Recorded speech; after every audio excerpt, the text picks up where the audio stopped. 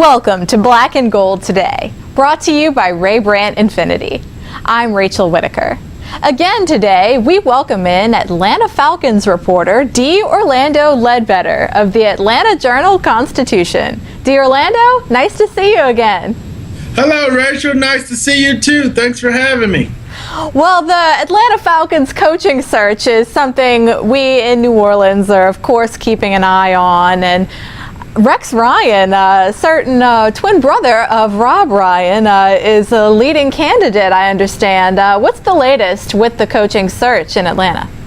Well, they met with a lot of candidates so far, about 5 and 6, and got a couple more to go. But Rex Ryan had a 5-hour meeting, so that signifies that maybe we'll have both of the Ryan brothers here in the NFC South. He's set up for a second interview next week, and we'll see how that goes as the coaching search continues on here in Atlanta.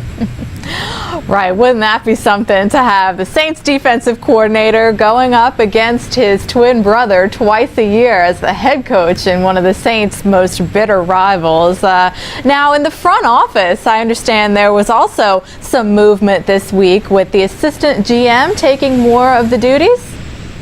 Yes, there's a major restructuring. Scott Pioli was hired to come in as the assistant GM last year, but there was no defined role for him. This year, he'll take over the pro and college scouting departments and prepare the team for the draft. As you know, he was a former GM in Kansas City, and also was very important to New England's rise throughout the early part of this decade and up there. So he will report to General Manager Thomas Dimitroff, but he'll be in charge of most of the personnel functions in the building now.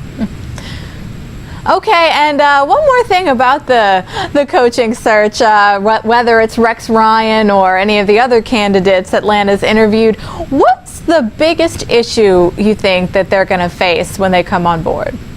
Well, the biggest issue, Rachel, is the fact that the Falcons have the 32nd ranked defense in the league. Somebody's going to have to come in and fix that. Certainly they'll have some money in free agency to go out and sign some pass rushers, but the guys that they have on hand, some of them they're going to have to elevate and turn them into better players. So they'll have a difficult task in getting that defense up to NFL standards. The offense is believed to be further along with Julio and Matt Ryan. The blocking could be better, along with the running back situation and their ability to run in short yardage. But the main issue will be, hey, what are we going to do with this 32 ranked defense? Right, sounds a lot like the Saints. Their defense, of course, we've been writing and talking about all season, has taken a major dip in Rob Ryan's second year. But again, we'll see how that unfolds, whether it's Rex in Atlanta or not. Well, D. Orlando, thanks so much for the time. All right, thank you, Rachel. And we'll be back right after this. Designing luxury with children in mind could be a little excessive, but we found the perfect balance with the Infiniti QX60, featuring effortless third-row access.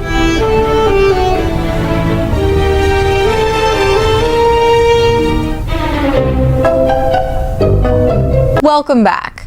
Well, it's hard for the Saints to find many positives from this 2014 season as they sit home for the playoffs. GM Mickey Loomis listed some of those this week, though. He agreed being 7-9 outweighs lots of progress. There was a lot of discussion about our inability to win on the road for a while there, and we were able to win some games on the road. Look, we beat 3 division winners, I think, in Pittsburgh,